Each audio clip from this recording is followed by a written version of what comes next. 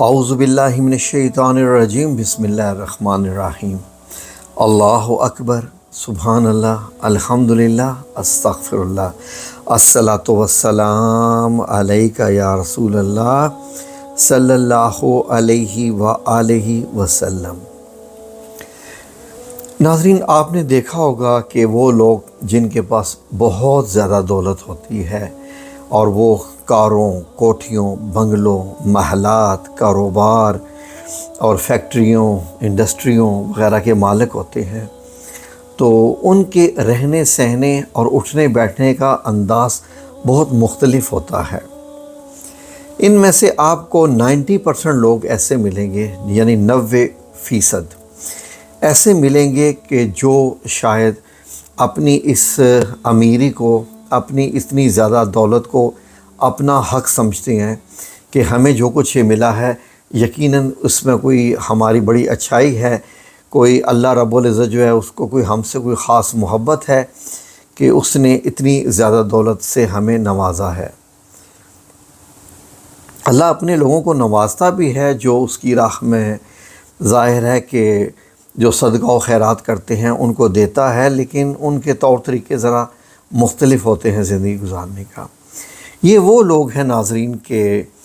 جن کی اگر آپ خواتین کو دیکھیں تو آپ کو پتہ چلے گا کہ واقعی ان میں اسلام یا دین یا مذہب اور ایک ہوتا ہے اپنی ثقافت، وہ چیز نہیں رہتی ہے، نہ وہ آپ کو وہ نظر آئے گی۔ تو ناظرین، ہوتا کیا ہے کہ یہ جو چیز ہوتی ہے بیسیکلی یہ انسان کو اس کی بربادی کی طرف لے کے جانے والی ہوتی ہے۔ کیسے میں آپ کو بتا سکتا ہوں کہ سورہ الکہف میں اللہ رب العزت نے ایک واقعہ بیان کیا ہے، ایک واقعہ ایسا بیان کیا ہے کہ جس میں ایک بڑی کھل کے اللہ رب العزت نے مثال دی کہ وہ لوگ جن کے پاس جب بہت زیادہ دولت ہوتی ہے، مال ہوتا ہے، تو وہ کیسے اللہ رب العزت کی نافرمانی کرتے ہیں اور اس کو اپنی قسمت سمجھتے ہیں، اپنے آپ پہ غرور اور گھمنڈ کرتے ہیں، اور اس کے بعد وہ یہ بھی بھول جاتے ہیں کہ ان کو قیامت والے دن اللہ رب العزت کے ہاں پیش بھی ہونا ہے۔ لیکن بس وہ سمجھتے ہیں کہ یہ دولت ان کی اتنی بڑی طاقت ہے کہ یہ دولت ان سے چھن نہیں سکتی، کیونکہ ان کے بڑے کاروبار چل رہے ہیں، ان کے بہت جو ہے وہ پیسہ آ رہا ہے جگہ جگہ سے، ان کے وہ مالک ہیں انڈسٹریوں کے، اتنی پروڈکٹس ان کی بکتی ہیں، تو وہ یہ تصور کرتے ہیں کہ وہ کبھی بھی غریب نہیں ہوں گے، کبھی بھی ان کے جو اتنی زیادہ روزی مل رہی ہے، رزق مل رہا ہے، اس پہ کسی بھی قسم کی کوئی پریشانی آئے گی، وہ ایسا نہیں سوچتے۔ تو اللہ رب العزت نے مثال دی کہ ایک مالدار شخص تھا، تو وہ جو ہے وہ بہت ہی اتراتا تھا اپنے مال کے اوپر۔ ظاہر ہے کہ اس کے اترانے کی وجہ یہ تھی کہ اس کا ایک انگوروں کا باغ تھا۔ انگوروں سے، پھلوں سے مراد اگر آپ قرآن پاک میں دیکھیں تو مویشی، پھلوں، یہی جائیداد ہوتی تھی۔ تو اس وقت یہی جائیداد ہوتی تھی، آپ کے پاس کتنے اونٹ ہیں، کتنے مویشی ہیں، کتنی آپ کے پاس خدامائیں ہیں، کتنے نوکر چاکر ہیں، اور کتنی آپ کے پاس زمین ہے، کتنے آپ کے پاس کھجوروں کے باغ ہیں، یہی دولت ہوتی تھی۔ ظاہر ہے کہ اس وقت تو کوئی یہ تو نہیں کوئی کہتا تھا جی کہ ہمارے پاس یہ والے قیمتی گاڑی ہو اور ایسا ہو اور ویسا ہو۔ تو بیان ہوا ہے کہ وہ اتنا مالدار تھا کہ اس کے کھجوروں کے باغ کے ارد گرد جو ہے وہ بہت زیادہ پھل لگے ہوئے تھے، بہت زیادہ کھیتی بھی ہوتی تھی، اور چاروں طرف کھجوروں کے باغ، بیچ میں انگوروں کا باغ، درمیان میں کھیتی، پھلدار درخت لگے ہوئے تھے، بیلیں لگی ہوئی تھی ہری ہری،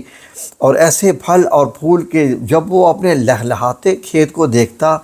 اور اپنی اس جائیداد کو دیکھتا تو وہ تصور کرتا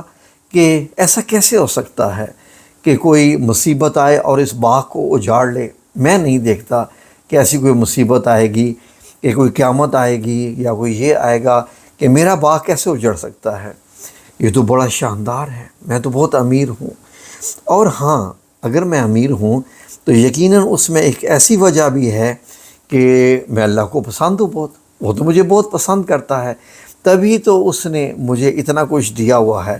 میں بے شک جیسے مرضی کروں، تکبر کروں، شیخی کروں، وہ مجھے پسند کرتا ہے۔ اس نے مجھے اتنی نعمتوں سے نوازا ہوا ہے۔ اور لیٹ سے کہ اگر اس کو کچھ کبھی ہو بھی گیا کسی صورت میں باغ کو، تو میں جب دوبارہ اٹھایا جاؤں گا، اگر دوبارہ اٹھایا بھی جاتا ہوں تو میرا رب جو ہے وہ مجھے اس سے بھی زیادہ دے گا، کیونکہ ظاہر ہے کہ اس نے دنیا میں مجھے اتنا نوازا ہے تو آخرت میں تو مجھے اس سے بھی زیادہ نوازے گا۔ تو ناظرین، وہ اتنا بدمست اور اتنا وہ لہلاتے کھیت اور اپنے کاروبار کو دیکھ کے وہ خوش ہے کہ بس وہ اپنے آپ پہ تکبر اور غرور اس میں بھر جاتا ہے کہ میرا کوئی کچھ نہیں بگاڑ سکتا۔ یہ دولت ہوسی ہی ایسی فتنہ ہے، یہ بہت بڑا فتنہ ہے ناظرین۔ اس کے متعلق آپ کیا کہیں کہ اللہ رب العزت جس کو دولت دے تو اللہ کرے کہ وہ اس کو سما بھی سکے۔ تو ناظرین، اس کا ایک دوست تھا بندے کا جو اتنا زیادہ اترا رہا تھا، تو اس نے کہا کہ میں تو بڑا ڈرتا ہوں اللہ رب العزت سے، میں غریب ہوں تمہارے مقابلے میں، لیکن میں اللہ سے ڈرتا ہوں کہ جس نے مجھے مٹی سے پیدا کیا، جو مجھے کھلاتا ہے پلاتا ہے، اور پھر اس کے بعد جو ہے وہ میری ایک نسل کو بھی آگے چلائے ہوئے ہے، تو میں تو اللہ رب العزت سے بڑا خوف کرتا ہوں کہ میں اس کے مقابلے میں جو ہے وہ کسی چیز سے نہ ڈروں یا تکبر کروں یا یہ کہوں۔ تو اس نے اپنے دوست سے ایک لفظ کہا، غریب نے امیر سے کہا۔ اس نے یہ کہا کہ بھائی سنو، جب تم اپنی اتنی زیادہ دولت کو دیکھتے ہو، اپنے یعنی باغ کو دیکھتے ہو، تو تم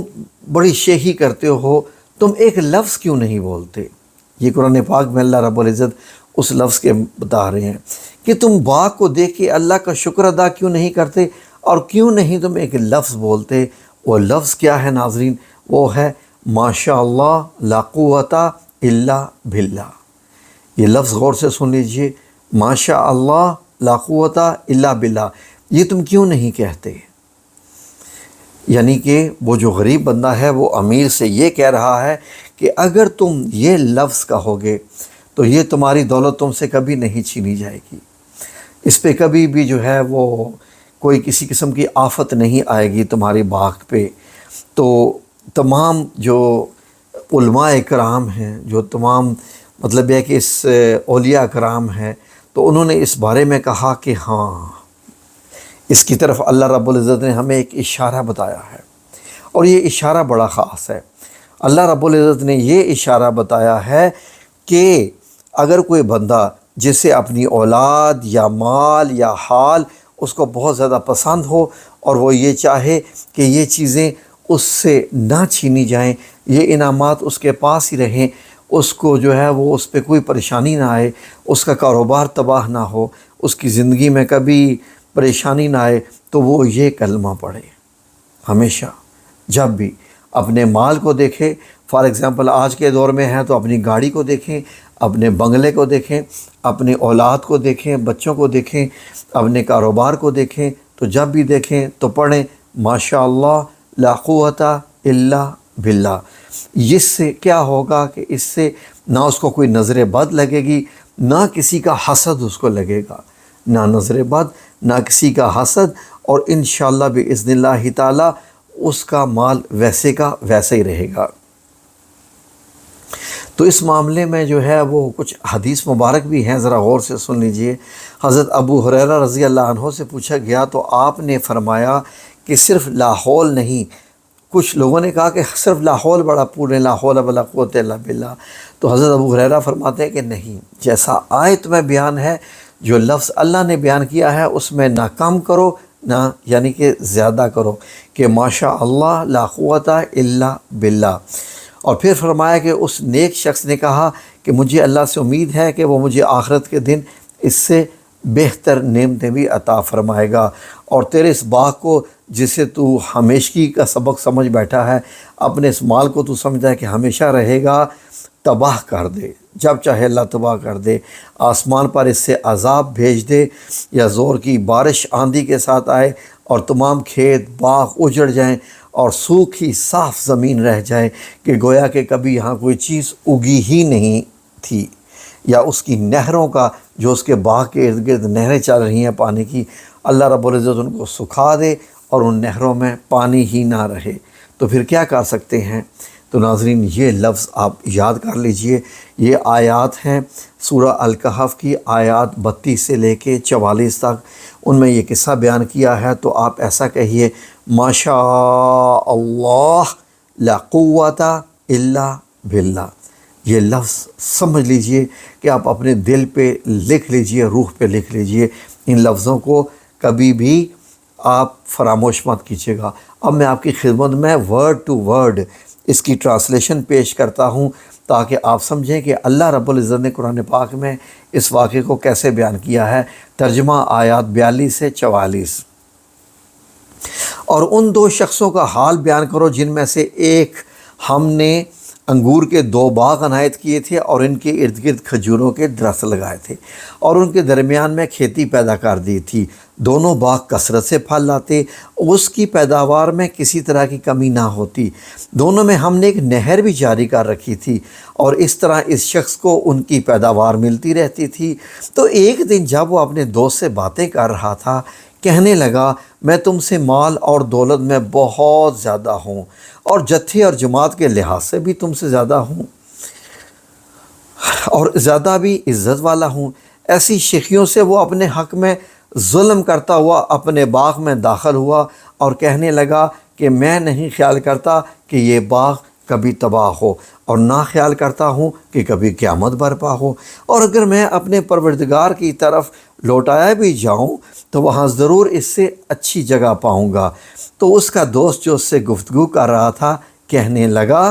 کیا تم اس اللہ سے کفر کرتے ہو جس نے تم کو مٹی سے پیدا کیا، پھر نطفے سے تمہیں پورا مرد بنایا؟ مگر میں تو یہ کہتا ہوں کہ اللہ ہی میرا پروردگار ہے اور میں اپنے پروردگار کے ساتھ کسی کو شریک نہیں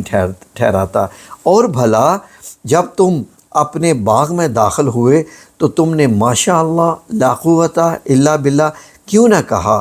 اگر تم مجھے مال و دولت میں اپنے سے کمتر دیکھتے ہو تو عجب نہیں کہ میرا پروردگار مجھے تمہارے مال سے بہتر باغ جو ہے وہ عطا فرمائے اور اس تمہارے باغ پر آسمان سے آفت بھیج دے تو وہ صاف میدان ہو جائے، یا اس کی نہر کا پانی گہرا ہو جائے تو پھر تم اسے نہ لا سکو گے، اور اس کے میووں کو عذاب نے آ گھیرا اور وہ اپنی چھتریوں پر گھرا رہ گیا۔